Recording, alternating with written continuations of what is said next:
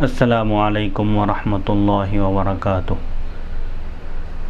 حضرت سید محمد عبد القدیر حسینی بخاری چشتی المعروف نورانی پاشا رحمۃ اللہ علیہ کی قائم کردہ سوسائٹی باب العلم انواریہ ایجوکیشنل سوسائٹی اور جامعہ انواریہ کے زیر اہتمام قرآن مجید کی تفسیر کے علاوہ حدیث شریف اور فقہ اسلامی کی معتبر و مستند اور مشہور و معروف کتابوں کی ویڈیو ریکارڈنگ کا سلسلہ جاری و ساری ہے۔ الحمدللہ اسی سلسلے کی ایک سنہری کڑی صحیح بخاری شریف کا درس بھی ہے۔ نعمت الباری فی شرح صحیح البخاری علامہ غلام رسول سعیدی صاحب رحمۃ اللہ علیہ کی مشہور زمانہ شرح کا درس جامعہ انواریہ کے زیر اہتمام جاری ہے۔ الحمدللہ آج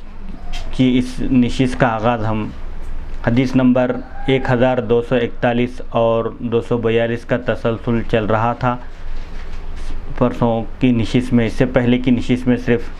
حدیث شریف کا ترجمہ ہوا تھا۔ اب اس حدیث شریف کی تشریحات، اس میں ایک اہم مسئلہ اہل سنت والجماعت کا حیات النبی، انبیاء کرام علیہم الصلاۃ والسلام اپنے مزارات میں زندہ ہیں، یہ اہل سنت والجماعت کا بنیادی عقیدہ ہے اور قرآن مجید احادیث شریفہ اور اجماع امت سے ثابت ہے۔ اسی کی تشریح انشاءاللہ آج ہوگی۔ یہ جو بیان تھا کہ جب کسی کا انتقال ہو جائے اور ان کو کفن میں لپیٹ دیا جائے، چادر اڑا دی جائے، تو پھر ان کے پاس آ کر ان کی چادر ہٹا کر ان کی پیشانی کو بوسہ دینا، میت کا دیدار کرنا درست ہے یا نہیں، یہ بیان چل رہا تھا۔ جب حضور صلی اللہ علیہ وسلم کا وصال ہوا تو حضرت سیدنا ابوبکر صدیق رضی اللہ عنہ کو اطلاع ملتے ہی فوراً آپ پہنچے اور آپ کے چہرے انور سے کپڑا ہٹا کر انہوں نے آپ کی پیشانی کو بوسہ دیا اور آنسو بہائے۔ یہ اسی حدیث شریف کی اب تشریح آئے گی۔ اس حدیث شریف کی سند کے راوی ہیں بشر بن محمد ابو محمد سختیانی مروزی، یہ سن 224 ہجری میں انتقال کر گئے۔ نمبر 2 عبداللہ بن مبارک، نمبر 3 معمر بن راشد، نمبر 4 یونس بن یزید، نمبر 5 محمد بن مسلم شہاب زہری، نمبر 6 ابو سلمہ عبداللہ بن عبد الرحمن بن عوف، نمبر 7 حضرت ام المؤمنین عائشہ صدیقہ رضی اللہ عنہا۔ میت کا چہرہ کھولنا، میت کو بوسہ دینا اور میت پر آنسو بہانے کا بیان۔ علامہ ابن بطال مالکی لکھتے ہیں اس حدیث شریف میں اس بات کا ثبوت ہے کہ میت کے چہرے سے کپڑا ہٹانا جائز ہے، بشرطے کہ اس میں کوئی ناگوار چیز نہ ہو، اور اس میں میت کے چہرے کو بوسہ دینے کا ثبوت ہے۔ امام عبد الرزاق نے اپنی سند کے ساتھ حضرت عائشہ صدیقہ رضی اللہ عنہا سے روایت کی کہ رسول اللہ صلی اللہ علیہ وسلم حضرت عثمان بن مظعون صحابی رسول ہیں، یہ حضرت عثمان بن مظعون رضی اللہ عنہ کے پاس آئے جبکہ ان کا انتقال ہو چکا تھا۔ آپ صلی اللہ علیہ وسلم ان پر جھکے، یعنی ان کے چہرے سے کپڑا آپ نے ہٹایا اور ان کی پیشانی کو بوسہ دیا، پھر آپ روئے، آنسو بہائے، یہاں تک کہ میں نے دیکھا کہ آنسو آپ کے رخساروں پر، آپ کے چہرے انور پر بہہ رہے ہیں۔ اس حدیث شریف میں میت پر رونے کا ثبوت ہے، جبکہ آواز بلند نہ کی جائے، بلند آواز سے رونا منع ہے، اور غیر ضروری نوحہ وغیرہ اور غیر ضروری کلمات کہنے سے منع کیا گیا، نوحہ کرنے سے منع کیا گیا، رونے سے منع نہیں کیا گیا۔ رونا ایک فطری چیز ہے، میت پر آنسو بہانا اور رونا یہ درست ہے، جائز ہے، بشرطے کہ آواز بلند نہ ہو۔ رہا حضرت ابوبکر صدیق رضی اللہ عنہ کا یہ کہنا، حضور صلی اللہ علیہ وسلم کی پیشانی مبارک کو بوسہ دینے کے بعد آپ نے یہ کہا، آنسو بہائے آپ نے، پھر یہ کہا کہ اللہ تعالیٰ آپ صلی اللہ علیہ وسلم پر 2 موتوں کو جمع نہیں کرے گا، واللہ عالم۔ یہ کیا مطلب ہے اس قول کا؟ اس کی وجہ یہ ہے کہ حضرت عمر بن خطاب وغیرہ نے یہ کہا تھا کہ رسول اللہ صلی اللہ علیہ وسلم کو موت نہیں آئی، آپ عن قریب اٹھیں گے اور لوگوں کے ہاتھوں اور پیروں کو کاٹ ڈالیں گے جو یہ کہہ رہے ہیں کہ آپ پردہ فرما چکے ہیں، آپ کا وصال ہو گیا، آپ پر موت طاری ہو گئی، ایسے لوگوں کو آپ پھر دوبارہ تشریف لا کر سزا دیں گے۔ تو حضرت ابوبکر صدیق رضی اللہ عنہ نے یہ چاہا، یہ ارادہ کیا کہ اللہ آپ پر دنیا میں 2 موتوں کو جمع نہیں کرے گا، اس طور پر کہ اس موت کے بعد آپ کو زندہ کرے اور پھر آپ پر موت طاری کر دے، ایسا نہیں ہوگا۔ کل نفس ذائقۃ الموت کے تحت ایک بار موت آئے گی، لیکن اس کے بعد پھر تمام انبیاء کرام علیہم الصلاۃ والسلام خود حضور صلی اللہ علیہ وسلم اپنے مزارات میں زندہ ہیں۔ یہ کل من علیہا فانی ویبقی وجہ ربک ذو الجلال والاکرام، جیسا کہ اللہ تعالیٰ نے سورہ الرحمن میں فرمایا کہ مخلوق کو فنا ہونا ہے، صرف اللہ بزرگ و برتر کی ذات باقی رہنے والی ہے۔ اسی لیے اللہ تعالیٰ نے حضور صلی اللہ علیہ وسلم پر بھی موت طاری کی، لیکن آپ کی موت میں اور عام انسانوں کی موت میں فرق ہے۔ انبیاء اپنے مزارات میں زندہ ہوتے ہیں، دنیا میں ایک موت طاری ہوتی ہے، اس کے بعد پھر ان کو قبروں میں زندہ کر دیا جاتا ہے۔ حضرت ابوبکر صدیق رضی اللہ عنہ کے اس قول کی توجیہ کہ اللہ آپ پر دو موتوں کو جمع نہیں کرے گا، دو بار آپ کو موت نہیں آئے گی، حافظ ابن حجر عسقلانی رحمۃ اللہ علیہ لکھتے ہیں زیادہ شدید اشکال یعنی زیادہ شدید سخت اعتراض یہ ہے کہ حضرت ابوبکر صدیق رضی اللہ عنہ نے کہا اللہ تعالیٰ آپ پر دو موتیں جمع نہیں کرے گا۔ اس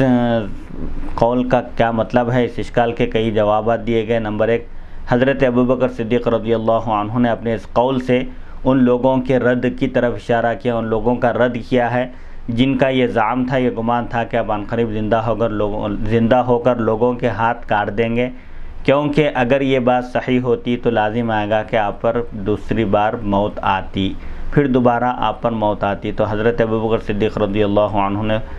فرمایا اللہ تعالیٰ اس سے بہت کریم ہے، یعنی اللہ تعالیٰ کریم ہے کہ آپ کے اوپر دو موتوں کو جمع کرے، وہ ایسا نہیں کرے گا جیسا کہ ان لوگوں پر دو بار موت آئی جن کے متعلق قرآن مجید میں ہے اعوذ باللہ من الشیطان الرجیم الم تر الی الذین خرجوا من دیارہم وهم الوف حذر الموت فقال لهم اللہ موتوا ثم احیاہم۔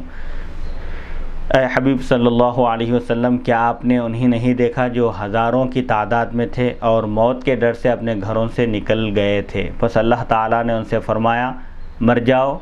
تو وہ لوگ مر گئے، پھر اللہ تعالیٰ نے ان کو دوبارہ زندہ کیا۔ یہ گزشتہ کسی امت کا واقعہ ہے، گزری ہوئی امتوں میں سے کسی ایک امت کا واقعہ ہے جو جہاد میں موت کے ڈر سے یا وبائی طاعون، ایک بیماری پھیلی ہوئی تھی طاعون نام کی، وبائی طاعون کے ڈر سے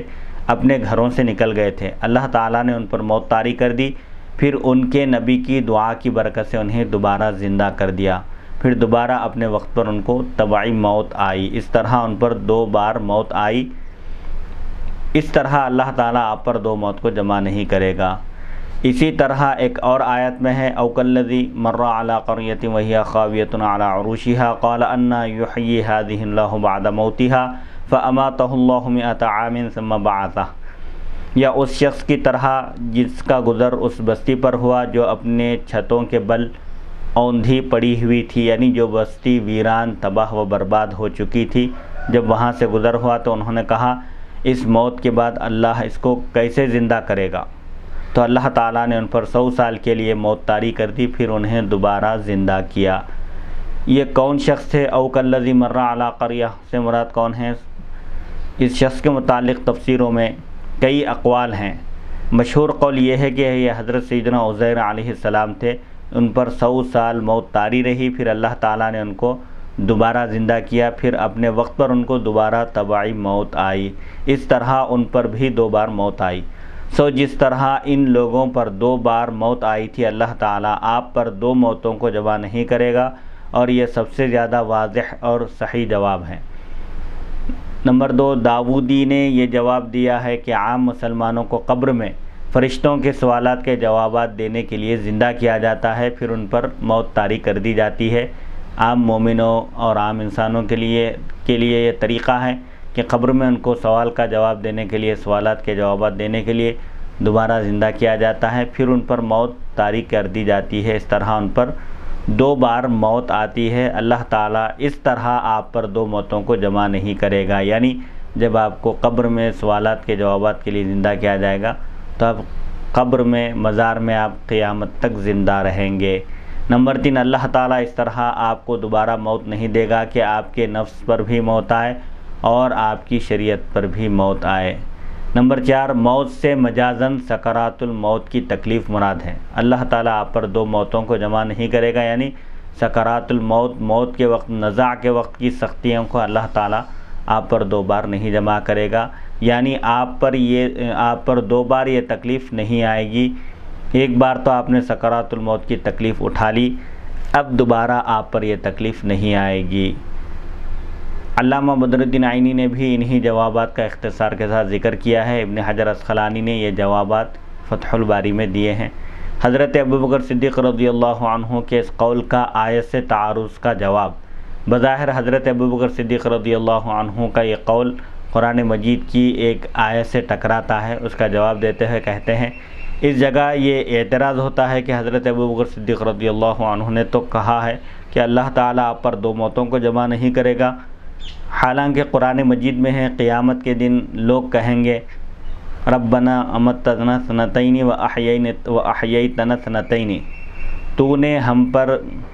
دو بار موت طاری کی اور دو بار زندہ کیا۔ یہ سورہ مؤمن آیت نمبر 11 24ویں پارے میں ایک آیت ہے۔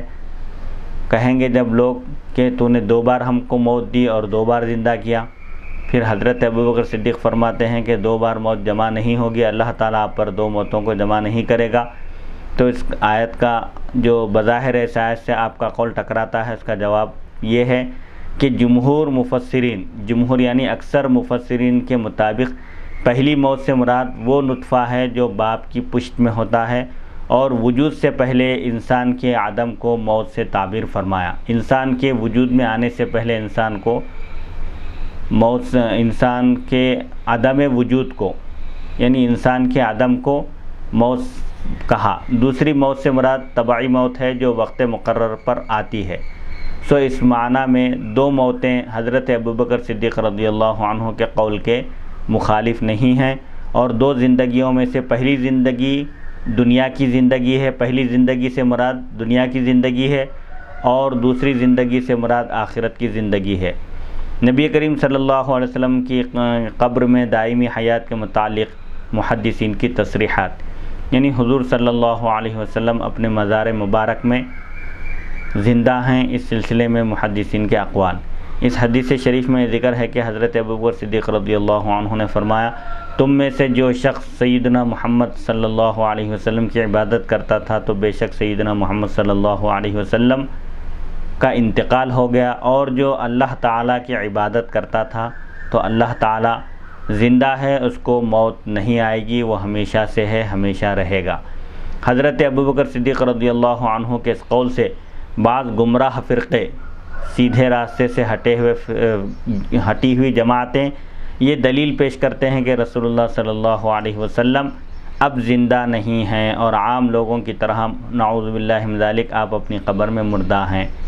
یہ بالکل باطل اور فاسد عقیدہ ہے۔ اہل سنت والجماعت کا بنیادی عقیدہ یہ ہے کہ حضور اکرم صلی اللہ علیہ وسلم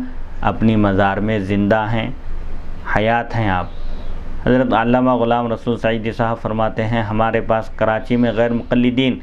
ہر سال عید میلاد النبی صلی اللہ علیہ وسلم کے موقع پر بڑے بڑے اشتہار چھاپ کر چسپاں کرتے ہیں، دیواروں پر لگاتے ہیں پوسٹرز، جن میں حضرت ابوبکر صدیق رضی اللہ عنہ کا یہ خطبہ لکھا ہوتا ہے جو آپ نے حضور صلی اللہ علیہ وسلم کے وصال کے موقع پر دیا تھا، اور وہ یہ ظاہر کرتے ہیں کہ اب آپ زندہ نہیں ہیں۔ اس لیے ہم یہ واضح کرنا چاہتے ہیں کہ حضرت ابوبکر صدیق رضی اللہ عنہ کے خطبے سے علماء امت نے کیا سمجھا ہے، انہوں نے کیا آپ کے خطبے سے جو چیز اخذ کی ہے، مفہوم لیا ہے، اس سلسلے میں آپ یہاں پر وضاحت کرتے ہوئے کہتے ہیں کہ حافظ ابن حجر اسقلانی لکھتے ہیں، زیادہ بہتر یہ ہے کہ یہ کہا جائے کہ نبی کریم صلی اللہ علیہ وسلم کی جو قبر میں حیات ہے، اس حیات پر موت نہیں آئے گی، بلکہ آپ مسلسل زندہ رہیں گے، اور انبیاء اپنی قبروں میں زندہ ہوتے ہیں، جیسا کہ حضور صلی اللہ علیہ وسلم نے معراج کے موقع پر حضرت موسیٰ علیہ السلام کو دیکھا جو اپنی قبر میں نماز پڑھ رہے تھے۔ مسلم شریف کی روایت ہے۔ علامہ عینی لکھتے ہیں، حضرت ابوبکر صدیق رضی اللہ عنہ نے جو کہا تھا اللہ تعالیٰ آپ پر دو موتیں جمع نہیں کرے گا، اس سے وہ دو موتیں مراد ہیں جو انبیاء کرام علیہم السلام کے علاوہ ہر شخص پر آتی ہے۔ بس بے شک انبیاء علیہم السلام کو اپنی قبروں میں موت نہیں آتی، بلکہ وہ زندہ ہوتے ہیں، اور باقی مخلوق پر قبر میں موت آتی ہے۔ سوالات، منکر نکیر کے سوالات کے جوابات دینے کے بعد دوبارہ موت طاری کر دی جاتی ہے، اور وہ قیامت کے دن زندہ کیے جائیں گے عام لوگ۔ حافظ شمس الدین سخاوی رحمۃ اللہ علیہ لکھتے ہیں، ان احادیث سے یہ بات ثابت ہوتی ہے، یہ مسئلہ نکلتا ہے کہ نبی کریم صلی اللہ علیہ وسلم اپنی مزار مبارک میں ہمیشہ زندہ ہیں، اور ہمارا اس پر ایمان ہے کہ آپ اپنی مزار میں زندہ ہیں اور آپ کو رزق دیا جاتا ہے۔ اور امام بیہقی نے ایک رسالہ لکھا ہے، ایک مختصر سے ایک چھوٹی سی کتاب لکھی جس میں ثابت کیا کہ انبیاء علیہم السلام اپنی قبروں میں اپنے مزارات میں زندہ ہوتے ہیں، اور حضرت انس رضی اللہ عنہ کی اس حدیث سے دلیل پیش کی کہ انبیاء اپنی قبروں میں زندہ ہوتے ہیں، وہ نماز بھی پڑھتے ہیں۔ علامہ ملا علی قاری رحمۃ اللہ علیہ لکھتے ہیں نبی کریم صلی اللہ علیہ وسلم نے حضرت موسیٰ علیہ السلام کو اپنی قبر میں کھڑے ہو کر نماز پڑھتے ہوئے دیکھا، اسی طرح حضرت ابراہیم علیہ السلام کو۔ اور یہ حدیث صحیح ہے کہ انبیاء زندہ ہیں، اپنی قبروں میں نماز پڑھتے ہیں۔ امام بیہقی نے کہا انبیاء علیہم السلام کا مختلف اوقات میں مختلف جگہوں پر الگ الگ اوقات میں الگ الگ جگہوں پر ہونا عقلاً ازرو عقل کے لحاظ سے بھی جائز ہے، جیسا کہ خبر صادق میں آیا ہے، سچی خبر میں آیا ہے، احادیث شریفہ میں آیا ہے۔ شیخ عبدالحق محدث دہلوی رحمۃ اللہ علیہ لکھتے ہیں حیات انبیاء یعنی انبیاء کی زندگی، انبیاء کا زندہ رہنا اپنے مزارات میں، یہ متفق علیہ ہے، اس میں کسی کا کوئی اختلاف نہیں ہے۔ یہ حیات جسمانی دنیاوی حقیقی ہے، نہ کہ حیات معنوی روحانی، یعنی یہ حیات جسمانی ہے، جسم کے ساتھ زندہ ہیں، اور دنیاوی حیات ہے، اور حقیقی معنی میں حیات ہے، یہ معنوی روحانی حیات نہیں جیسا کہ شہداء کی ہے۔ نیز آپ نے فرمایا اللہ تعالیٰ نے انبیاء کرام علیہم السلام کے جسم کھانے کو زمین پر حرام کر دیا ہے، یعنی انبیاء کرام علیہم السلام کے اجساد مقدسہ جسم مبارک کو زمین نہیں کھا سکتی۔ نیز شیخ عبدالحق محدث دہلوی رحمۃ اللہ علیہ لکھتے ہیں ظاہر یہ ہے کہ اس موت کے طاری ہونے کے بعد آپ پر دوسری بار موت نہیں آئے گی، اور اس کے بعد اللہ آپ کو زندہ کر دے گا، جیسا کہ حدیث شریف میں ہے کہ آپ صلی اللہ علیہ وسلم نے ارشاد فرمایا کہ میں اللہ تعالیٰ کے نزدیک اس سے زیادہ مکرم ہوں، یعنی میرا مقام و مرتبہ یہ ہے اللہ تعالیٰ کے پاس کہ اللہ تعالیٰ مجھے 40 روز تک قبر میں چھوڑے نہیں رکھے گا ایسے ہی، بلکہ مجھے حیات عطا فرمائے گا، اس کے بعد دائمی حیات ہوگی ہمیشگی کی، اور کبھی موت طاری نہیں ہوگی۔ شیخ نور الحق محدث دہلوی رحمۃ اللہ علیہ لکھتے ہیں قول مختار پسندیدہ قول اور جمہور کے پاس جو بنیادی عقیدہ ہے مقررہ، وہ یہ ہے کہ انبیاء کرام علیہم السلام موت کو چکھنے کے بعد دنیاوی حیات کے ساتھ اپنے مزارات میں زندہ رہتے ہیں، ان کو جو حیات دی جاتی ہے سوالات کے جوابات دینے کے لیے، پھر وہ حیات ان سے چھینی نہیں جاتی، یعنی اس موت کے بعد اللہ آپ کو حیات ابدی کے ساتھ زندہ کر دے گا۔ اس کے برخلاف تمام مسلمانوں کو منکر نکیل کے سوالات کے وقت زندہ کیا جاتا ہے، پھر جوابات دینے کے بعد مار دیا جاتا ہے۔ تیسیر القاری جلد 3 صفحہ 424 تا 425۔ نبی کریم صلی اللہ علیہ وسلم کی مزار میں دائمی حیات کے متعلق فقہا کی تصریحات، یہ محدثین کے ارشادات ہیں، فقہا کے اقوال بیان کرتے ہوئے کہتے ہیں علامہ حسن بن عمار بن علی شرم بلالی صاحب نور الایضاح لکھتے ہیں محققین کے نزدیک یہ ثابت ہے کہ نبی کریم صلی اللہ علیہ وسلم اپنی مزار میں زندہ ہیں، اور آپ کو رزق دیا جاتا ہے، اور آپ تمام لذتوں اور عبادات کے ساتھ نفع پاتے ہیں، البتہ کوتاہ بینوں کی نظروں سے آپ حجاب میں ہیں، یعنی جن کی بصیرت کمزور ہے، جن کی نگاہ کمزور ہے، آپ صلی اللہ علیہ وسلم ان سے حجاب میں ہیں، ان کو نظر نہیں آتے۔ علامہ طحطاوی رحمۃ اللہ علیہ اس کے حاشیے پر لکھتے ہیں جب کوئی شخص قریب سے آپ کے مزار کے قریب سے آپ پر درود شریف پڑھے تو آپ خود سنتے ہیں، اور جب دور سے پڑھے تو فرشتے آپ تک اس کے درود شریف کو پہنچا دیتے ہیں۔ علامہ ابن عابدین شامی رحمۃ اللہ علیہ لکھتے ہیں انبیاء اکرام علیہم السلام اپنی قبروں میں زندہ ہیں۔ صدر الشریعہ علامہ محمد امجد علی اعظمی صاحب لکھتے ہیں انبیاء کرام علیہم السلام اپنی اپنی قبروں میں اس طرح بحیات حقیقی زندہ ہے جیسے دنیا میں تھے، کھاتے پیتے ہیں، جہاں چاہتے آتے جاتے ہیں، تصدیق وعدہ الہیہ کے لیے، یعنی اللہ تعالیٰ نے جو کل نفس ذائقۃ الموت فرمایا کہ ہر نفس کو موت کا مزہ چکھنا ہے، اس کی خانہ پوری کے لیے، اس کی فارمیلٹیز کے لیے ایک آن کے لیے ان پر موت طاری ہوئی، پھر بدستور وہ زندہ ہو گئے۔ ان کی حیات شہداء سے بہت ارفع و اعلیٰ ہے۔ شہداء زندہ ہیں ان کو مردہ کہنے سے قرآن نے منع کیا، بلکہ مردہ گمان کرنے سے بھی روکا گیا۔ شہداء کا درجہ جب یہ ہے تو انبیاء کا تو پہلا مرتبہ ہے، فرسٹ زمرے میں انبیاء کرام علیہم الصلاۃ والسلام آتے ہیں، انبیاء، صدیقین، شہداء۔ شہداء تیسرے درجے پر ہیں اور وہ زندہ ہیں، تو انبیاء تو بدرجہ اعلیٰ و ارفع زندہ ہوں گے اور ان کا مقام و مرتبہ اعلیٰ اور ارفع ہوگا، لہذا شہید کا طریقہ تقسیم ہوگا، جبکہ انبیاء کا طریقہ تقسیم نہیں ہوگا کیونکہ وہ زندہ ہیں۔ اسی طرح شہید کی بیوی بعد عدت نکاح کر سکتی ہے، شہید کی بیوہ عدت گزرنے کے بعد کسی دوسرے شخص کے نکاح میں آ سکتی ہے، برخلاف انبیاء کی ازواج کے کہ وہاں یہ جائز نہیں ہے۔ قرآن مجید میں اللہ تعالیٰ نے فرمایا وَلَا أَن تَنْكِحُوا أَزْوَاجَهُ مِن بَعْدِهِ أَبَدًا، یعنی حضور صلی اللہ علیہ وسلم کے بعد ان کی ازواج مطہرات سے تم ہرگز نکاح نہیں کر سکتے۔ یہ خود اس بات کی دلیل ہے کہ انبیاء کرام علیہم الصلاۃ والسلام اپنے مزارات میں زندہ ہیں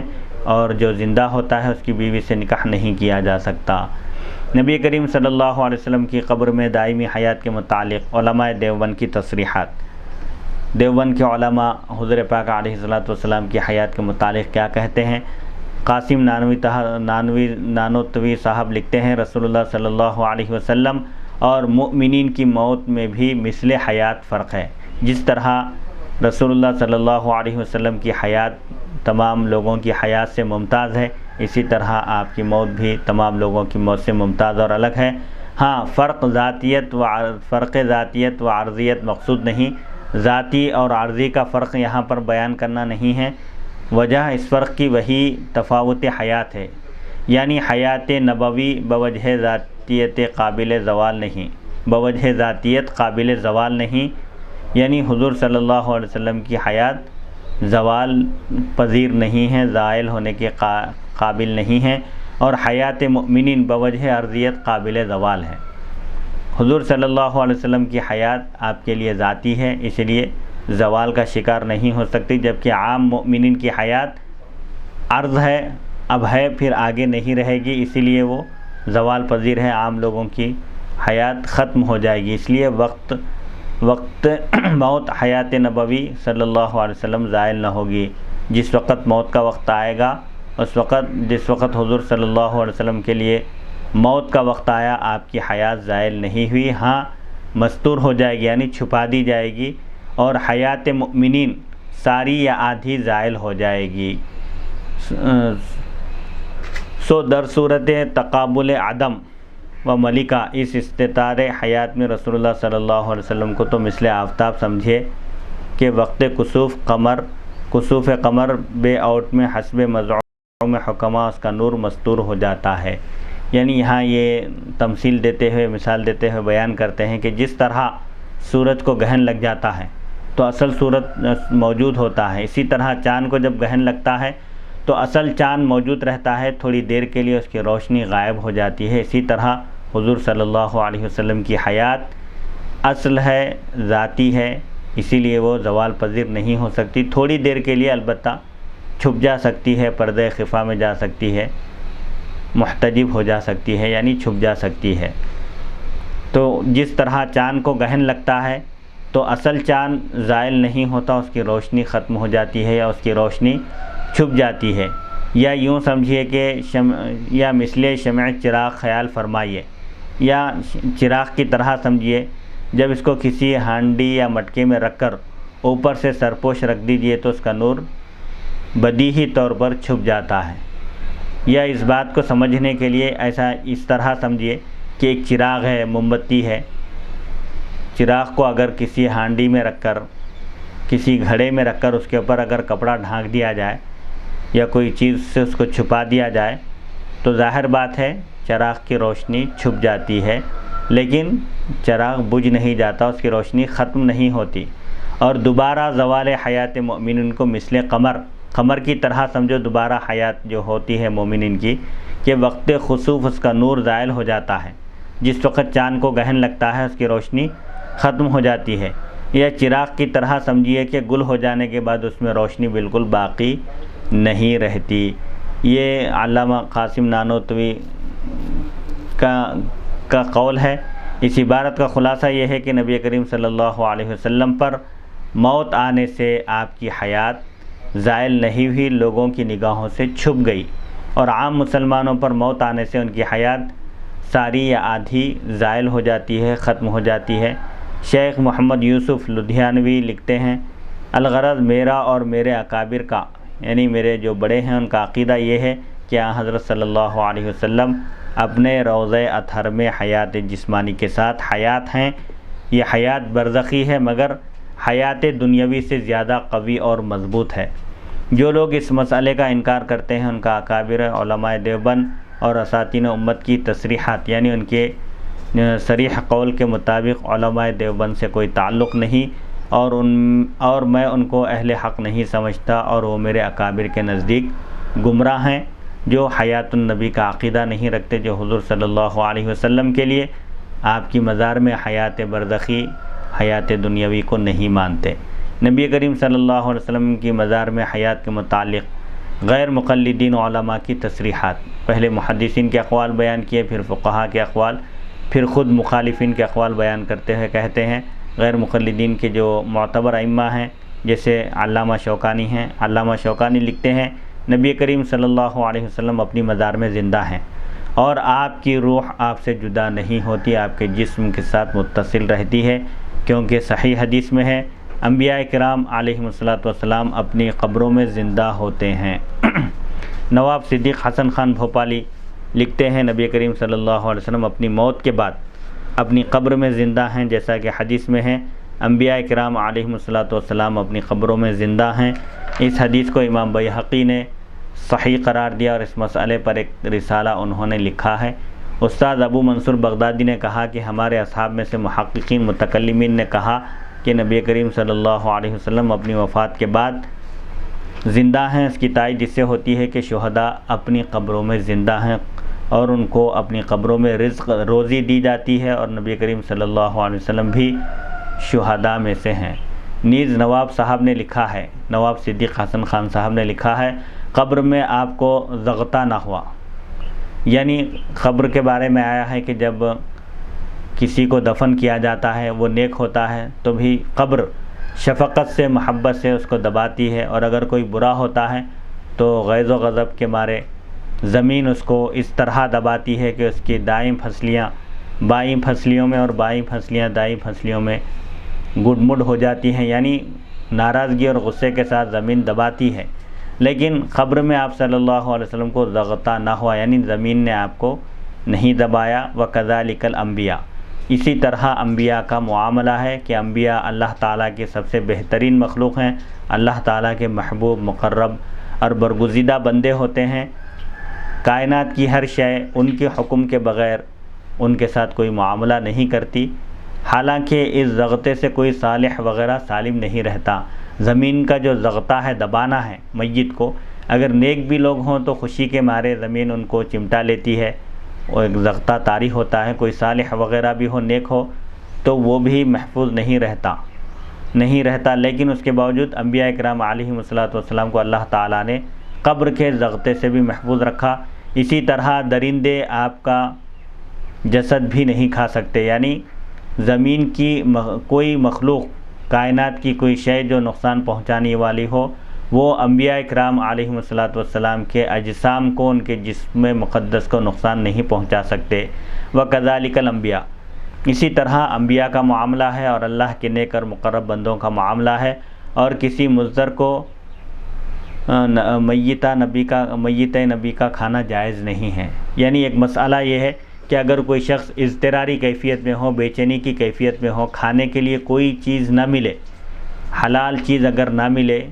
اور اس کیفیت میں آ گیا ہو کہ اگر اب وہ کھانا نہیں کھائے گا یا حرام چیز سے بھی اگر اپنا پیٹ نہیں بھرے گا، اپنی بھوک نہیں مٹائے گا تو وہ مر جائے گا، تو اگر وہ شخص ایسے موقع پر حرام ملنے پر حرام بھی نہ کھائے اور مر جائے، بھوک کی وجہ سے تڑپ کر مر جائے، تو ایسا شخص اللہ کے پاس قابل گرفت ہے، اللہ اس کا مواخذہ فرمائے گا۔ یہاں ایک چیز یہ ہے، ایک مسئلہ، اللہ تعالیٰ اس کی گرفت کرے گا، اس کو پکڑے گا، یعنی اس کو سزا دی جائے گی کہ موت، اگر بیماری، اگر کوئی شخص انتہائی بھوک کی وجہ سے مردار کھانے سے احتراز کرے بچے اور موت کے گھاٹ اتار دیا جائے، یعنی اس پر موت طاری ہو جائے، تو ایسا شخص اللہ کے پاس قابل گرفت ہے، یعنی اللہ تعالیٰ کے پاس اس کا مواخذہ ہوگا، اس کی گرفت ہوگی، اس کی پکڑ ہوگی۔ شریعت میں مسئلہ یہ ہے کہ اگر کوئی شخص انتہائی بے چین ہو اور بھوکا ہو، اس کو کھانے کے لیے اور بھوک مٹانے کے لیے کوئی حلال چیز نہ ملے اور حرام ہی ملے، تب بھی اس کو یہ حکم ہے شرعاً کہ وہ اضطراری کیفیت میں ہونے کی وجہ سے بقدر ضرورت بھوک مٹانے کے لیے اس کو حرام کھانے کی اجازت ہے۔ لیکن اس کے باوجود ایسے شخص کو جو بھوکا ہو اور کچھ بھی نہ ملنے کی صورت میں اس کی موت واقع ہو سکتی ہے، تب بھی ایک مسئلہ، ایک فرضی مسئلہ بیان کیا جا رہا ہے کہ اگر کسی نبی کا انتقال ہو جائے اور ایک شخص بھوکا ہو، اس کے کھانے کے لیے کچھ بھی موجود نہ ہو، تب بھی وہ نبی کا جسم نہیں کھا سکتا اپنی بھوک مٹانے کے لیے۔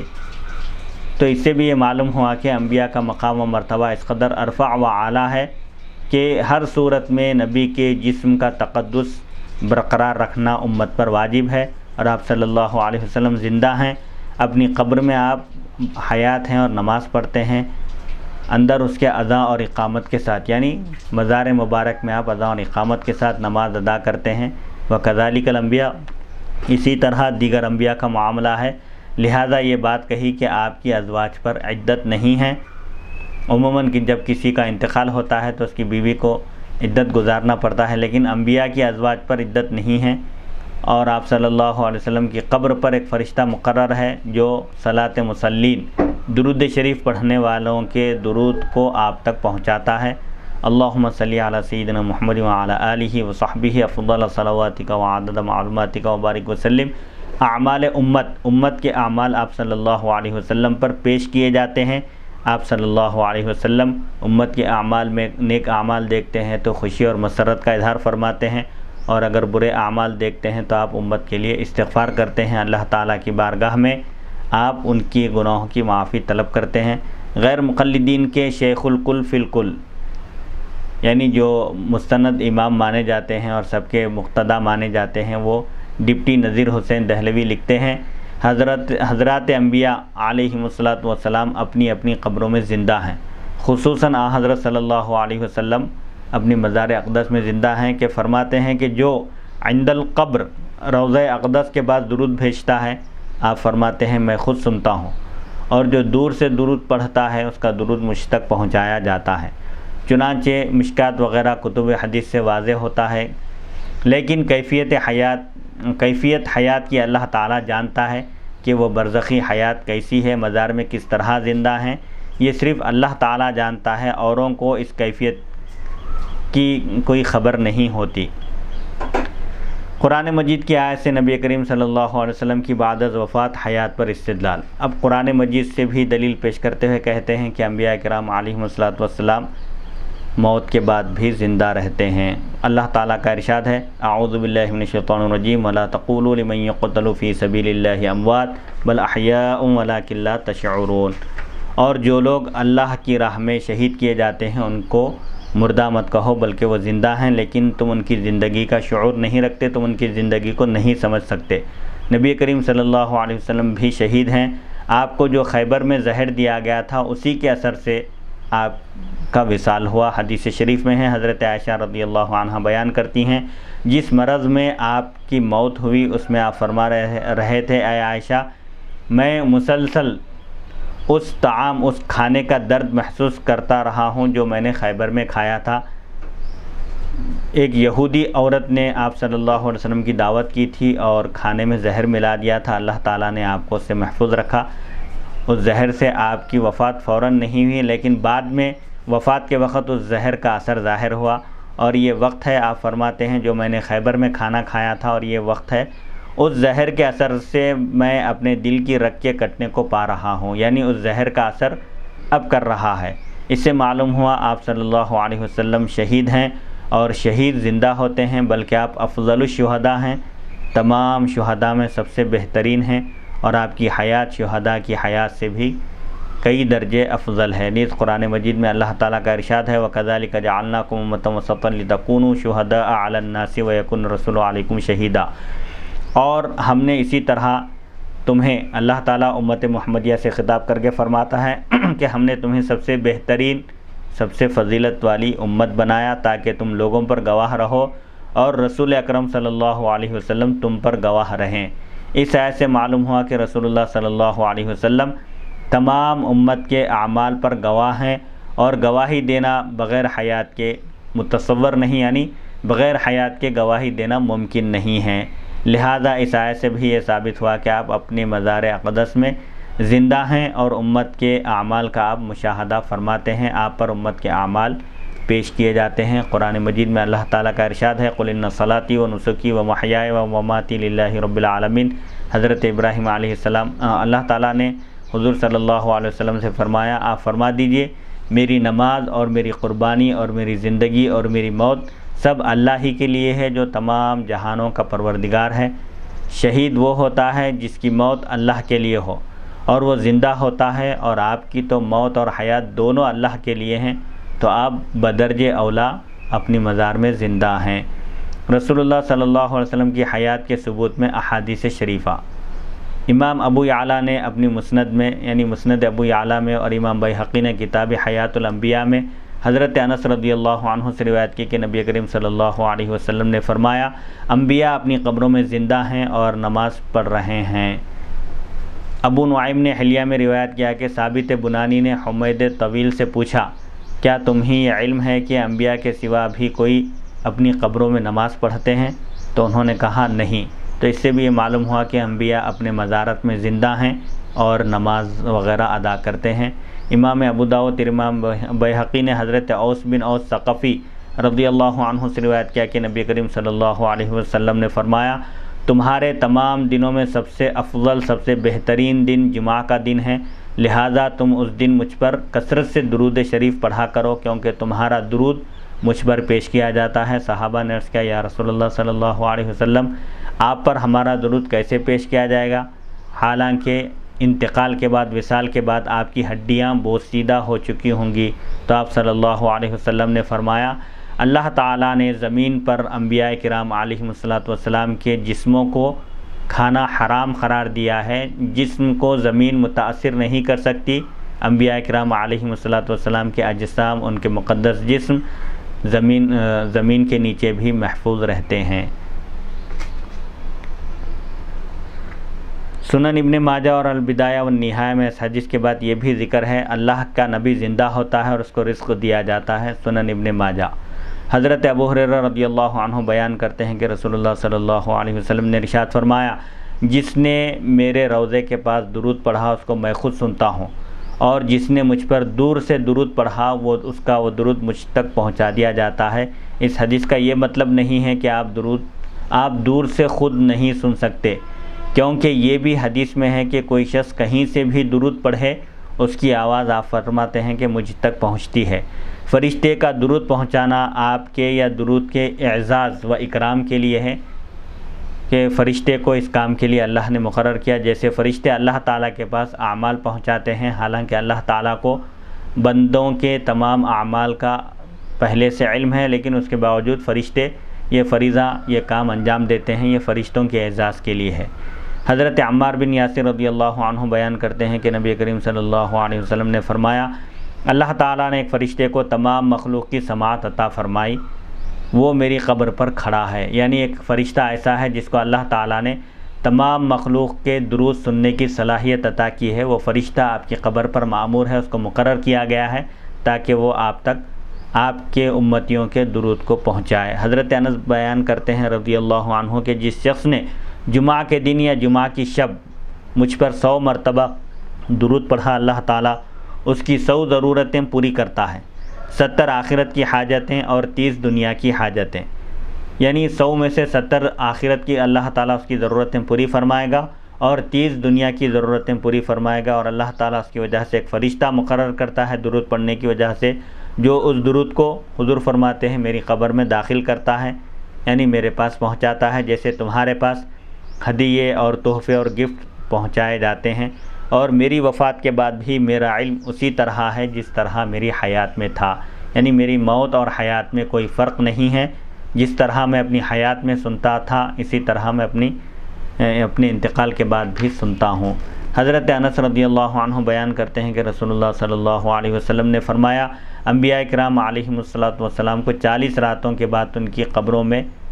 نہیں چھوڑا جاتا، یعنی ایسے ہی اسی حالت میں ان کو نہیں چھوڑا جاتا، لیکن وہ اللہ سبحانہ و تعالیٰ کے حضور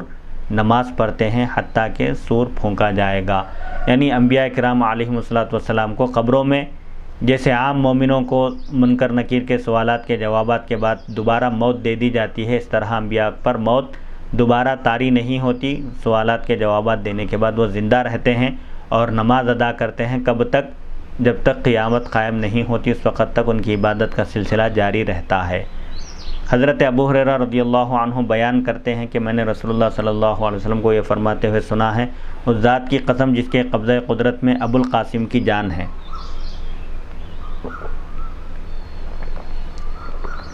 ابو القاسم حضور صلی اللہ علیہ وسلم کی کنیت ہے، عیسیٰ ابن مریم ضرور نازل ہوں گے، یعنی اتریں گے آسمان سے، درا حال یہ کہ وہ امام عادل ہوں گے، اس حال میں کہ وہ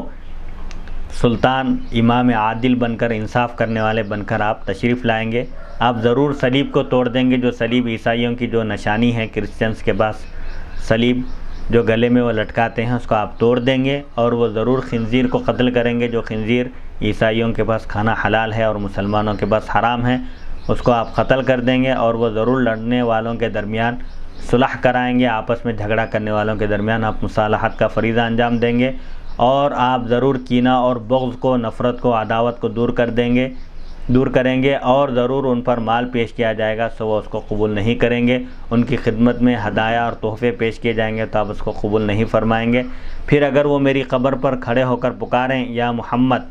تو میں ان کو ضرور جواب دوں گا۔ آپ فرماتے ہیں عیسیٰ علیہ السلام اگر میری مزار پر کھڑے ہو کر مجھے ندا دیں، آواز دیں، مجھے پکاریں، تو میں ضرور ان کی آواز کا جواب دوں گا۔ سعید بن عبدالعزیز بیان کرتے ہیں کہ ایام حرہ میں سن 64 ہجری میں جو جنگ ہوئی تھی حرہ نامی مشہور مقام پر یزید کے زمانے میں، اس موقع کا واقعہ بیان کرتے ہیں۔ سعید بن مسیب رضی اللہ عنہ کہتے ہیں کہ ایام حرہ میں نبی کریم صلی اللہ علیہ وسلم کی مسجد میں 3 دن تک اذان نہیں دی گئی، مسجد نبوی میں، اور نہ ہی جماعت ہوئی۔ سعید بن مسیب مسجد سے نہیں نکلے۔ سعید بن عبدالعزیز بیان کرتے ہیں کہ سعید بن مسیب جو حضرت ابو ہریرہ رضی اللہ عنہ کے داماد ہیں اور سید التابعین ہیں، مشہور تابعی ہیں اور بڑے اہل علم میں آپ کا شمار ہوتا ہے، آپ ان دنوں میں 3 دن تک مسجد نبوی صلی اللہ علیہ وسلم سے باہر نہیں نکلے، حالانکہ مسجد میں نہ اذان ہو سکی ان 3 دنوں میں اور نہ ہی نماز پڑھی جا سکی، لیکن آپ فرماتے ہیں انہیں نماز کے وقت کا ان کو کیسے اندازہ ہوتا تھا، صرف اس آواز سے پتہ چلتا تھا جو نبی کریم صلی اللہ علیہ وسلم کے مزار اقدس سے آتی تھی۔ جب اذان کا وقت ہوتا تو اذان کی آواز آتی تھی اور نماز کی آواز آتی تھی، یہ سعید بن مسیب بیان فرماتے ہیں۔ اس سے بھی حضور صلی اللہ علیہ وسلم کا اپنی مزار میں زندہ ہونا ثابت ہوتا ہے۔ حافظ سیوطی فرماتے ہیں یہ احادیث نبی کریم صلی اللہ علیہ وسلم کی حیات کی دلیل ہیں، اور باقی انبیاء کرام علیہم السلام کی حیات پر بھی۔ اور اللہ تعالیٰ نے شہداء کے متعلق قرآن مجید میں ارشاد فرمایا، اعوذ باللہ من الشیطان الرجیم ولا تحسبن الذین قتلوا فی سبیل اللہ امواتا، اور جو لوگ اللہ کی راہ میں شہید کیے گئے دشمنان اسلام کے خلاف لڑتے ہوئے، جنہوں نے اپنی جانیں دے دی، ان کو تم ہرگز مردہ نہ سمجھو بلکہ وہ زندہ ہیں، ان کو ان کے رب کے پاس سے روزی دی جاتی ہے۔ اور جب شہداء زندہ ہیں تو انبیاء کرام علیہم السلام جو ان سے بہت افضل اور بزرگ ترین ہیں، وہ بدرجہ اولیٰ زندہ ہیں، اور بہت کم کوئی نبی ایسا ہوگا جس میں وصف شہادت نہ ہو، یعنی اکثر انبیاء شہید بھی کیے گئے، لہذا شہداء کی حیات کے عموم میں وہ بھی داخل ہیں، یعنی جس طرح شہید زندہ ہیں اسی طرح انبیاء کرام علیہم السلام بھی زندہ ہیں۔ حضرت ابن مسعود بیان کرتے ہیں کہ اگر میں 9 بار یہ قسم کھاؤں کہ نبی کریم صلی اللہ علیہ وسلم کو قتل کیا گیا تو میرے نزدیک اس سے بہتر یہ ہے کہ میں 1 بار یہ قسم کھاؤں کہ آپ کو قتل نہیں کیا گیا، اور اس کی وجہ یہ ہے کہ اللہ تعالیٰ نے آپ کو نبی بنایا ہے اور شہید بنایا ہے، امت کے اعمال پر آپ گواہ ہیں۔ حضرت عائشہ رضی اللہ عنہا بیان کرتی ہیں کہ جس بیماری میں نبی کریم صلی اللہ علیہ وسلم وفات پا گئے تھے، اس میں آپ فرما رہے تھے، اے عائشہ میں ہمیشہ اس کھانے کا درد محسوس کرتا ہوں جو میں نے خیبر میں کھایا تھا، جس میں ایک یہودی عورت نے زہر ملا دیا تھا۔ اس زہر آلود کھانے کو کھاتے ہی ایک صحابی فوراً اسی وقت شہید ہو گئے تھے، اور نبی کریم صلی اللہ علیہ وسلم کو اللہ تعالیٰ نے محفوظ رکھا تھا۔ آپ فرماتے ہیں اس طعام میں، اس کھانے میں زہر ملا ہوا تھا، اور زہر کی وجہ سے اب میری رگ حیات کے منقطع یعنی ختم ہونے کا وقت آ گیا، رگ حیات میری کٹنے والی ہے۔ نبی کریم صلی اللہ علیہ وسلم کی حیات کے متعلق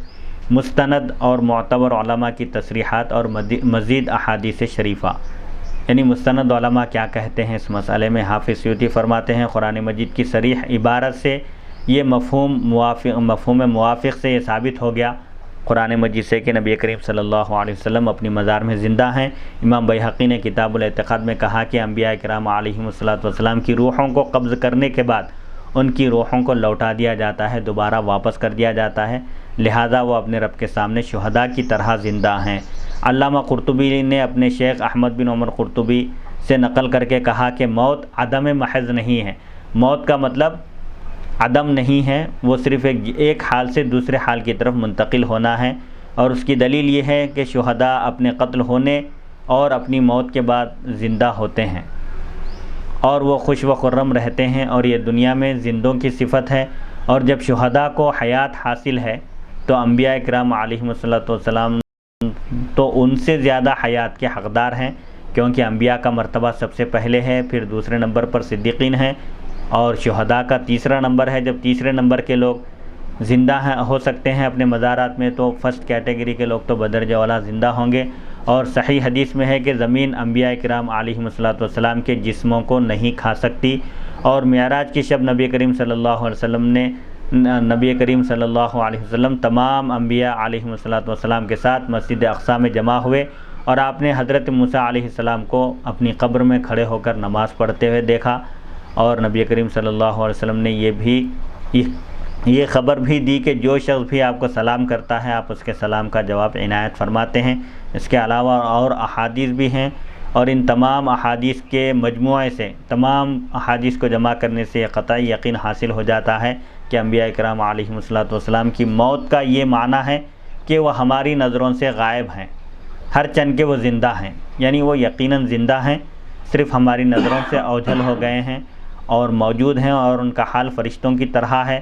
وہ بھی زندہ اور موجود ہیں، جس طرح فرشتے زندہ اور موجود ہیں لیکن نظر نہیں آتے، اسی طرح انبیاء بھی ہیں، اور ہماری نوع انسان میں سے کوئی شخص ان کو نہیں دیکھتا، یعنی انسان ان کو نہیں دیکھ سکتے سوائے اولیاء اللہ کے، جن کو اللہ تعالیٰ نے کرامت کے ساتھ مخصوص کیا ہے۔ علامہ قرطبی کے شیخ علامہ ابو العباس احمد بن عمر قرطبی ہیں، اور ان کی یہ مذکور الصدر عبارت، یہ جو عبارت اوپر بیان کی گئی، یہ المفہم شرح مسلم جلد 6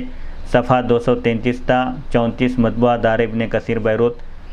1417 ہجری میں یہ کتاب شائع ہوئی، اس میں یہ عبارت موجود ہے۔ اس کے بعد حافظ سیوطی لکھتے ہیں ہمارے اصحاب میں سے متکلمین اور محققین یہ کہتے ہیں کہ ہمارے نبی صلی اللہ علیہ وسلم اپنی وفات کے بعد زندہ ہیں، اور آپ اپنی امت کی عبادات سے خوش ہوتے ہیں اور ان کے گناہوں سے ناخوش ہوتے ہیں، اور آپ کی امت میں سے جو شخص آپ پر درود پڑھتا ہے آپ اس کو سنتے ہیں، اور انبیاء کرام علیہم السلام کا جسم بوسیدہ نہیں ہوتا اور زمین اس میں سے کسی چیز کو نہیں کھا سکتی، اور ہمارے نبی صلی اللہ علیہ وسلم نے معراج کی شب حضرت موسیٰ علیہ السلام کو اپنی قبر میں نماز پڑھتے ہوئے دیکھا، اور آپ نے پہلے آسمان پر حضرت آدم کو، دوسرے آسمان پر حضرت عیسیٰ اور حضرت یحییٰ کو، اور تیسرے آسمان پر حضرت یوسف کو، اور چوتھے آسمان پر حضرت ادریس کو، اور پانچویں آسمان پر حضرت ہارون، اور چھٹے آسمان پر حضرت موسیٰ، اور ساتویں آسمان پر حضرت ابراہیم علیہ السلام کو آپ نے دیکھا۔ ان وجوہ سے، یعنی ان تمام چیزوں سے ہمارے لیے کہنا درست ہے کہ ہمارے نبی صلی اللہ علیہ وسلم بھی اپنی وفات کے بعد زندہ ہیں۔ اور اصحاب یعنی شافعی اصحاب نے جو یہ کہا کہ آپ اپنی امت کی عبادت سے خوش ہوتے ہیں اور ان کے گناہوں سے رنجیدہ ہوتے ہیں، اس کی اصل یہ احادیث شریفہ ہیں۔ بکر بن عبداللہ روایت کرتے ہیں کہ رسول اللہ صلی اللہ علیہ وسلم نے فرمایا، میری حیات تمہارے لیے بہتر ہے، تم باتیں کرتے ہو اور تمہارے لیے حدیث بیان کی جاتی ہے، اور جب میں وفات پا جاؤں گا تو میری وفات بھی تمہارے لیے بہتر ہوگی، مجھ پر تمہارے اعمال پیش کیے جائیں گے، جب پیش کیے جاتے ہیں، جب میں نیک عمل دیکھتا ہوں تو اللہ تعالیٰ کی حمد و ثنا بیان کرتا ہوں، اللہ تعالیٰ کا شکر بجا لاتا ہوں، اور جب میں برا عمل دیکھتا ہوں، امت کے برے اعمال دیکھتا ہوں، تو میں امت کے لیے استغفار کرتا ہوں، اللہ کی بارگاہ میں مغفرت طلب کرتا ہوں امت کے لیے۔ خراج بن عبداللہ بیان کرتے ہیں کہ رسول اللہ صلی اللہ علیہ وسلم نے فرمایا، میری حیات تمہارے لیے بہتر ہے اور میری وفات بھی تمہارے لیے بہتر ہے۔ حیات اس لیے بہتر ہے کہ میں تم سے حدیثیں بیان کرتا ہوں، اور میری وفات اس لیے بہتر ہے کہ ہر پیر اور جمعرات کو تمہارے اعمال مجھ پر پیش کیے جاتے ہیں۔ سو جو نیک عمل ہوتے ہیں ان پر میں اللہ کی تعریف کرتا ہوں، اللہ کا شکر بجا لاتا ہوں، اور جو برے عمل ہوتے ہیں تو میں تمہارے لیے استغفار کرتا ہوں۔ حافظ سیوطی لکھتے ہیں، حافظ ابو بکر بیہقی نے کتاب الاعتقاد میں کہا کہ انبیاء کرام علیہم الصلوۃ والسلام روحوں کے قبض کیے جانے کے بعد اپنے رب کے پاس شہداء کی طرح زندہ ہوتے ہیں۔ ہمارے نبی صلی اللہ علیہ وسلم نے انبیاء کی ایک جماعت کو دیکھا ہے اور آپ نے ان کی امامت فرمائی ہے، اور آپ نے یہ خبر دی کہ ہمارا درود و سلام ان تک پہنچایا جاتا ہے، اور آپ کی خبر، آپ کی اطلاع سچی ہے۔ حافظ بیہقی نے جو کہا ہے کہ ہمارا درود اور سلام آپ کو پہنچایا جاتا ہے، اس کے متعلق یہ احادیث شریفہ ہیں۔ حضرت عبداللہ بن مسعود رضی اللہ عنہ بیان کرتے ہیں کہ رسول اللہ صلی اللہ علیہ وسلم نے فرمایا، بے شک اللہ کے کچھ زمین میں سیاحت کرنے والے، سیر و تفریح کرنے والے فرشتے ہیں تاکہ وہ میری امت کا سلام مجھ تک پہنچائیں۔ حضرت ابو الدرداء رضی اللہ عنہ بیان کرتے ہیں کہ رسول اللہ صلی اللہ علیہ وسلم نے فرمایا، جمعہ کے دن مجھ پر کثرت کے ساتھ درود پڑھا کرو، کیونکہ یہ وہ دن ہے جس میں مجھ پر فرشتے پیش کیے جاتے ہیں، اور جو بندہ بھی مجھ پر درود پڑھتا ہے اس کی آواز مجھ تک پہنچتی ہے، خواہ وہ کہیں بھی ہو۔ ہم نے پوچھا آپ کی وفات کے بعد بھی؟ تو آپ نے فرمایا میری وفات کے بعد بھی، کیونکہ اللہ تعالیٰ نے انبیاء کے جسموں کو کھانے کو زمین پر حرام قرار دیا۔ حضرت ابو ہریرہ رضی اللہ عنہ بیان کرتے ہیں کہ رسول اللہ صلی اللہ علیہ وسلم نے فرمایا، ما من احد یسلم علی الا رد اللہ علی روحی حتی ارد علیہ السلام۔ جو شخص بھی میری خدمت میں سلام عرض کرتا ہے تو اللہ تعالیٰ میری روح مجھ پر لوٹا دیتا ہے تاکہ میں اس کے سلام کا جواب دوں۔ سلام کے وقت آپ کی روح کو لوٹانے کی حدیث کے اشکال کے جوابات۔ سلام کے وقت آپ کی روح لوٹا دی جاتی ہے، اس حدیث پر کچھ اعتراضات ہوتے ہیں، سوالات ہوتے ہیں، اس کے جوابات دیے جا رہے ہیں۔ حافظ سیوطی فرماتے ہیں، اس حدیث سے بظاہر یہ معلوم ہوتا ہے کہ جب بھی آپ کسی سلام کرنے والے کو سلام کا جواب دیتے ہیں تو اللہ تعالیٰ آپ کے جسم اقدس میں روح کو لوٹا دیتا ہے، اور پھر روح کو نکال لیا جاتا ہے، اور چونکہ آپ کو بار بار سلام کیا جاتا ہے، امت آپ کی خدمت میں بار بار سلام پیش کرتی ہے، تو گویا بار بار آپ کے جسم سے روح نکالی جاتی ہے اور بار بار آپ کے جسم میں روح داخل کی جاتی ہے، اور یہ عمل آپ کے لیے شدید تکلیف کا سبب بنے گا۔ اور روح کا نکالنا موت کے معنی میں ہے۔ روح نکالنے کا مطلب موت طاری کرنا ہے، پھر اس کا مطلب یہ ہے کہ آپ کو بار بار موت آتی ہے، اور یہ ان احادیث کے خلاف ہے جن سے آپ کی حیات مستمرہ یعنی دائمی حیات ثابت ہے، جن کو ہم اس سے پہلے ذکر کر چکے ہیں۔ ہمیشہ آپ زندہ ہیں اپنی مزار میں، اس کے خلاف یہ بات ہو رہی ہے۔ تو اس اشکال کے اللہ تعالیٰ نے، حضرت فرماتے ہیں، حافظ سیوطی فرماتے ہیں کہ اللہ تعالیٰ نے اس اشکال کے مجھ پر اشکال یعنی اس اعتراض کے سوال کے ذہن میں جو سوال آتا ہے اس کے کئی جوابات مجھ پر الہام فرمائے۔ اللہ رد اللہ علیہ روحی، یہ جملہ حالیہ ہے عربی زبان کے قواعد کے لحاظ سے، اور عربی قواعد کے مطابق اس سے پہلے قد کا لفظ محذوف ہے، جیسے قرآن مجید میں ہے حصرت صدورہم، ای وقد حصرت صدورہم، سورہ نساء آیت نمبر 90، اس سے پہلے بھی لفظ قد محذوف ہے، اور اس کا معنی ہے یا وہ تمہارے پاس اس حال میں آئیں کہ تم سے لڑنے کے لیے بھی ان کے دل تنگ ہو۔ اسی طرح اس حدیث کا بھی معنی ہے، جو شخص بھی میری خدمت میں سلام عرض کرتا ہے وہ اس حال میں سلام کرتا ہے کہ مجھ پر اللہ روح لوٹا چکا ہوتا ہے۔ اور اب یہاں پر رد اللہ کا جملہ ماضی کے معنی میں ہے، کیونکہ اشکال اعتراض اس وقت ہوتا ہے جب رد اللہ حال یا استقبال کے معنی میں ہوتا، یعنی مضارع کے معنی میں ہوتا، تو یہاں اعتراض کیا جا سکتا تھا اور اس سے بار بار روح کا لوٹانا لازم آتا۔ اس سے ایک تو یہ لازم آتا کہ جسم سے بار بار روح کے نکلنے سے آپ کو بار بار درد ہوتا، اور یہ آپ کی تکریم اور آپ کی شان کے خلاف ہے، نیز یہ حیات شہداء کے خلاف ہے، کیونکہ شہداء کی حیات بھی مستمر ہے، یعنی مسلسل جاری ہے، ہمیشہ زندہ ہیں، اس کے زیادہ لائق ہیں کہ آپ کی حیات مستمر ہو، یعنی آپ کی حیات بھی دائمی ہو۔ اور تیسری خرابی یہ ہے کہ یہ معنی قرآن مجید کے خلاف ہے، کیونکہ قرآن مجید سے ثابت ہے کہ صرف 2 بار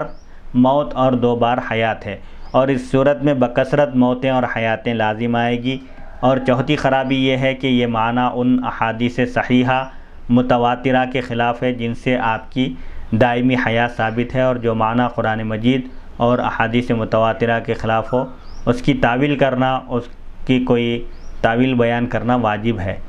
نمبر 2، اس حدیث میں لفظ رس سیرورت کے معنی میں ہے۔ سیرورت کے معنی ہو جانا ہے، جیسا کہ اس آیت میں ہے قد افترینا علی اللہ کذبا ان عدنا فی ملتکم، سورہ اعراف آیت نمبر 59۔ عدنا کا لفظ عود سے بنا ہے اور عود کے معنی ہے لوٹنا۔ اگر یہاں عود اپنے معنی میں ہو،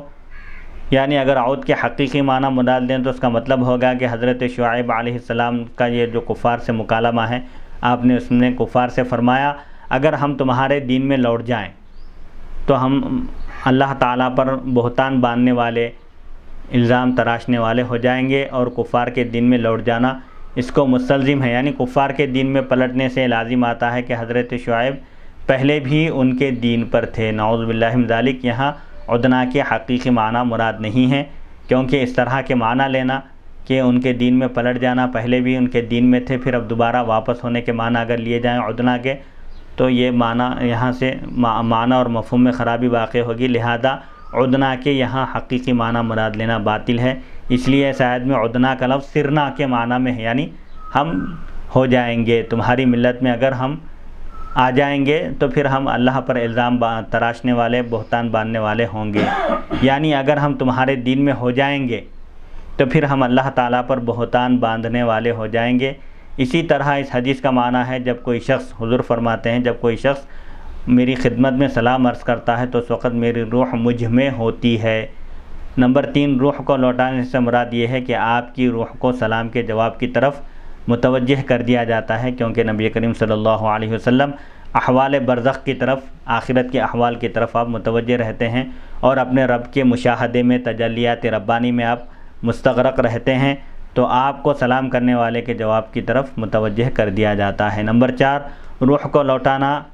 آپ کی حیات کے دوام اور استمرار سے کنایا ہے، یعنی روح کو لوٹانے سے مراد یہ ہے کہ آپ کی حیات ہمیشہ ہے، دائمی ہے، اور حیات کا سلسلہ ابھی جاری ہے، منقطع نہیں ہوا، ختم نہیں ہوا، کیونکہ دنیا میں ہر وقت کسی نہ کسی جگہ سے کوئی نہ کوئی شخص آپ کو سلام عرض کر رہا ہوتا ہے تو آپ ہر وقت کسی نہ کسی کے سلام کا جواب عنایت فرماتے ہیں، تو ہر وقت آپ کو حیات حاصل ہوتی ہے۔ نمبر 5، رد روح سے مراد یہ ہے کہ سلام کے وقت اللہ تعالیٰ آپ کے نطق کو اس کے جواب کی طرف متوجہ کر دیتا ہے، آپ کی گویائی امتی کے سلام کا جواب دیتی ہے۔ نمبر 6، رد روح سے مراد یہ ہے کہ جب کوئی آپ کو سلام کرتا ہے تو اللہ تعالیٰ آپ کو غیر معمولی سماعت یعنی سننے کی قوت عطا فرماتا ہے، اور کوئی شخص کہیں سے بھی سلام کرے آپ اس کے سلام کا جواب عنایت فرماتے ہیں۔ نمبر 7، رد روح سے مراد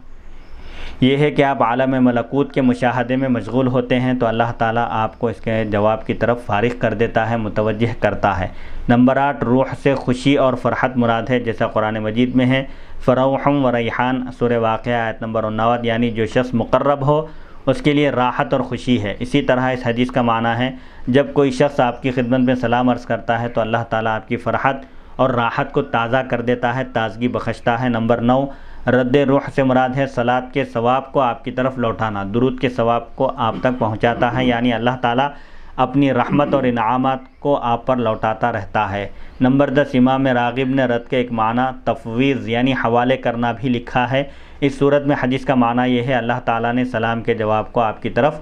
آپ کے حوالے کر دیا ہے، یعنی اس کی طرف رحمت کے لوٹانے کو، جیسا کہ حدیث میں ہے جو شخص مجھ پر ایک صلات بھیجتا ہے، ایک بار درود بھیجتا ہے، اللہ تعالیٰ اس پر 10 بار رحمتیں نازل فرماتا ہے، یعنی اس پر 10 رحمتیں بھیجنے کو اللہ تعالیٰ نے آپ کے حوالے کر دیا ہے، اور آپ کی اس پر رحمت یہ ہے کہ آپ اس کی شفاعت فرمائیں گے۔ نمبر 11، روح سے مراد وہ رحمت ہے جو نبی کریم صلی اللہ علیہ وسلم کے دل میں آپ کی امت کے لیے ہے، یعنی آپ کو آپ کی اس رحمت کی طرف متوجہ کر دیتا ہے۔ نمبر 12، رد روح سے مراد یہ ہے کہ آپ اعمال برزخ یعنی آخرت کے اعمال میں مشغول رہتے ہیں، مثلا اعمال امت کو ملاحظہ فرماتے ہیں، یعنی دنیا کے مشاغل وغیرہ بھی جیسے امت کے اعمال آپ کی خدمت میں پیش کیے جاتے ہیں تو آپ امت کے اعمال کو دیکھتے ہیں، ان کے نیک اعمال پر اللہ کی تعریف کرتے ہیں اور ان کے برے اعمال پر استغفار فرماتے ہیں، ان سے مصائب دور ہونے کی دعا کرتے ہیں، اطراف زمین میں یعنی زمین کے اطراف و اکناف میں برکت پہنچانے کے لیے آمد و رفع جاری رکھتے ہیں، آتے جاتے ہیں، اور امت کے جو صالحین نیک لوگ انتقال کر جاتے ہیں ان کے جنازوں میں تشریف لے جاتے ہیں۔ یہ تمام امور اشغال برزخ سے ہیں، یعنی دنیا کے یہ کام ہیں جو احادیث صحیحہ سے ثابت ہیں، تو اللہ تعالیٰ آپ کو ان کاموں سے، ان اشغال برزخ سے ہٹا کر سلام کا جواب دینے کی طرف متوجہ کر دیتا ہے۔ نمبر 13، روح سے مراد وہ فرشتہ ہے جو اللہ تعالیٰ نے آپ کی قبر انور پر مقرر کر دیا ہے، جو امت کا سلام آپ تک پہنچاتا ہے۔ نمبر 14، ہو سکتا ہے کہ آپ کو ابتدا میں یہی بتایا گیا ہو کہ جواب کے وقت آپ کی روح جسم میں لوٹائی جائے گی، بعد میں اللہ تعالیٰ نے آپ کے درجات میں ترقی عطا فرمائی اور آپ پر وحی فرمائی کہ آپ کو ہمیشہ حیات حاصل رہے گی۔ حافظ سیوطی نے 15 جوابات ذکر فرمائے ہیں، ان میں سے پہلے جواب کو انہوں نے بہت کمزور قرار دیا تھا، یعنی راویوں کو اس حدیث کی عبارت میں وہم ہوا ہے، ہم نے اس کا جواب ذکر نہیں کیا، اور دوسرے جواب سے ابتدا کی، اس لیے 14 جواب ذکر کیے ہیں، اور جواب کی ترتیب بھی ہم نے اپنی سہولت سے قائم کی ہے، اور یہ جوابات انباح الاذکیاء فی حیات الانبیاء صفحہ 8 تا 16 میں درج ہیں۔ واضح رہے کہ یہ حافظ سیوطی کی عبارت کا ترجمہ نہیں ہے بلکہ ان کی عبارت کا خلاصہ ہے۔ رسول اللہ صلی اللہ علیہ وسلم کی وفات کے بعد آپ کی حیات کے مظاہر، یعنی آپ کی حیات دائمی ہیں، قبر میں آپ اپنے زندہ ہیں۔ اس سلسلے میں علامہ آلوسی لکھتے ہیں، رسول اللہ صلی اللہ علیہ وسلم کی وفات کے بعد اس امت کے ایک سے زیادہ کاملین با کمال حضرات نے آپ کی زیارت کی ہے اور آپ سے بیداری میں فیض و برکت حاصل کی ہے۔ شیخ سراج الدین ابن ملقن نے طبقات الاولیاء میں لکھا ہے کہ شیخ عبد القادر جیلانی قدس سرہ العزیز نے بیان کیا کہ میں نے ظہر کی نماز سے پہلے رسول اللہ صلی اللہ علیہ وسلم کی زیارت کی سعادت حاصل کی۔ آپ نے فرمایا، اے میرے بیٹے، اے میرے فرزند، تم خطاب کیوں نہیں کرتے، تقریر کیوں نہیں کرتے؟ میں نے عرض کیا، یا رسول اللہ، میں عجمی ہوں، فصحائے بغداد کے سامنے کیسے زبان کھولوں، کیسے کلام کروں؟ تو آپ نے فرمایا، اپنا منہ کھولو۔ میں نے اپنا منہ کھولا تو آپ نے اس میں 7 مرتبہ لعاب دہن ڈالا، یعنی اپنا بابرکت تھوک آپ نے مجھے عطا فرمایا، اور فرمایا، لوگوں سے کلام کرو، بات کرو، اور انہیں حکمت اور عمدہ نصیحت کے ساتھ اپنے رب کے دین کی دعوت دو، خطاب کرو، تقریر کرو، لوگوں کو وعظ و نصیحت کرو۔ پھر میں ظہر کی نماز پڑھ کر لوگوں کے سامنے بیٹھ گیا، میرے پاس بہت ساری مخلوق آئی اور مجھ پر کلام ملتبس ہو گیا۔ مخلوق کے ہجوم سے مجھے کلام ملتبس ہو گیا، یعنی خلط ملط ہو گیا، کچھ سمجھ میں نہیں آ رہا تھا۔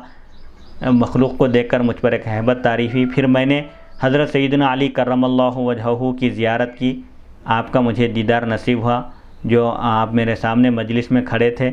آپ نے مجھ سے فرمایا، میرے بیٹے، کیونکہ آپ بھی حسنی سادات میں سے ہیں، حضرت علی نے فرمایا، میرے بیٹے، کلام کیوں نہیں کرتے؟ مخلوق متوجہ ہے تمہاری طرف، مخلوق کا رخ ہے اور وہ لوگ چاہتے ہیں کہ تم کلام کرو، تو تم کیوں بات نہیں کرتے؟ میں نے عرض کیا، ہے میرے والد گرامی، مجھ پر کلام ملتبس ہو گیا، یعنی مجھے کچھ سمجھ میں نہیں آ رہا ہے کہ میں کیا بات کروں۔ تو آپ نے فرمایا، اپنا منہ کھولو۔ تو میں نے اپنا منہ کھولا تو آپ نے میرے منہ میں 6 مرتبہ لعاب دہن ڈالا۔ تو میں نے عرض کیا، آپ نے 7 بار مکمل کیوں نہیں کیا؟ تو حضرت علی رضی اللہ عنہ نے فرمایا، رسول اللہ صلی اللہ علیہ وسلم کے ادب کی وجہ سے میں 1 مرتبہ کم کیا، آپ صلی اللہ علیہ وسلم نے 7 مرتبہ لعاب دہن ڈالا، اسی لیے میں نے تمہارے منہ میں 6 مرتبہ لعاب دہن ڈالا۔ پھر آپ رضی اللہ عنہ مجھ سے غائب ہو گئے، یعنی میری ہمت بندھا کر، مجھے حوصلہ عطا کر کے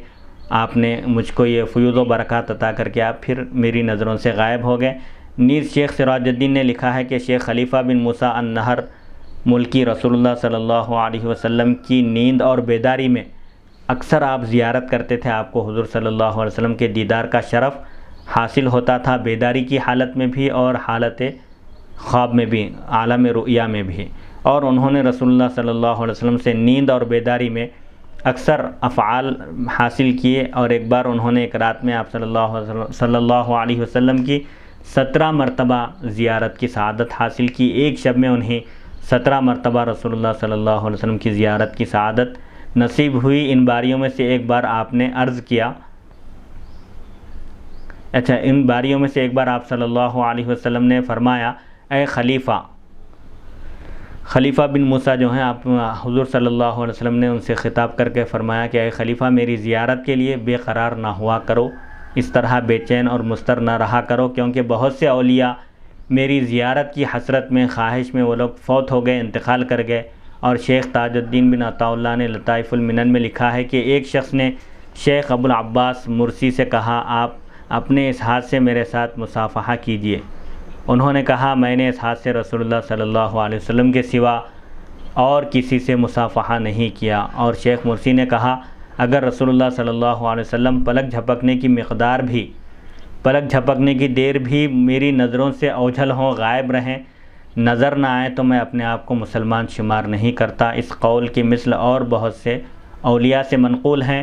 حضرت سید احمد کبیر رفاعی رحمۃ اللہ علیہ کا واقعہ بھی بہت مشہور ہے کہ انہوں نے حضور صلی اللہ علیہ وسلم کی روضہ انور کی زیارت کی، جب حاضری دی تو آپ صلی اللہ علیہ وسلم کا دست مبارک مزار مبارک سے باہر برآمد ہوا اور انہوں نے تمام مخلوق کے سامنے آپ کے دست مبارک کو بوسہ دیا۔ پیران پیر رحمۃ اللہ علیہ بھی اس موقع پر موجود تھے۔ بہرحال الغرض بتلانا یہ ہے کہ اس طرح اولیاء کبار اور بڑے بڑے باکمال بزرگان دین حضور صلی اللہ علیہ وسلم کی زیارت پرنور سے مشرف ہوتے رہتے ہیں۔ آپ صلی اللہ علیہ وسلم کے فیوض و برکات کا سلسلہ آج بھی جاری اور ساری ہے۔ آپ امت کی دستگیری فرماتے ہیں اور مشکل اوقات میں، مشکل زمانے میں آپ امت کی رہبری اور ان کی دستگیری فرماتے ہیں۔ اللہ تعالیٰ سے دعا ہے آج کی اس نشست کا اختتام ہم حضور پاک علیہ السلام کے حیات کے ایک بنیادی مسئلے پر یہ اتنی تشریحات محدثین، فقہا اور خود مخالفین کے اقوال پیش کر کے بیان کیا گیا کہ سب مخالفین بھی حضور صلی اللہ علیہ وسلم کی حیات کے قائل ہیں کہ حضور صلی اللہ علیہ وسلم اپنی مزار اقدس میں زندہ ہیں، آپ کی حیات دائمی ہے، اور خود علماء دیوبند کہتے ہیں کہ جو یہ عقیدہ نہ رکھے وہ ہمارے زمرے میں سے، ہماری جماعت میں سے نہیں ہیں۔ اللہ تعالیٰ سے دعا ہے کہ وہ ہم سب کو حضور پاک علیہ السلام کے صدقہ طفیل ہم سب کا خاتمہ ایمان پر فرمائے، ہم سب کو اپنے حفظ و امان میں رکھے، اور خاص طور پر مولانا امان اللہ صاحب کو جو اس ریکارڈنگ کے ڈائریکٹر ہیں اور مکمل طور پر وہ اس دینی مشغلے میں مصروف ہیں، اللہ تعالیٰ ان کو صحت و عافیت سے سرفراز کرے اور ان کی تمام تکالیف کو دور کرے اور ان کو جسمانی اور روحانی ترقی عطا فرمائے، اور ان کی جو تکلیف ہے بیماری کی شکل میں اللہ تعالیٰ احادیث شریفہ کی برکت سے، حضور صلی اللہ علیہ وسلم کے اس کلام کی برکت سے ان کی تمام تکلیفوں کو دور فرمائے اور انہیں صحت عاجلہ کاملہ شفاء کلی عطا فرمائے، اور ہم سب کو اپنے حفظ و امان میں رکھے اور اب سب کا خاتمہ ایمان پر فرمائے۔ وصلی اللہ تعالیٰ علی خیر خلقہ سیدنا محمد و آلہ و صحبہ اجمعین، الحمد للہ رب العالمین۔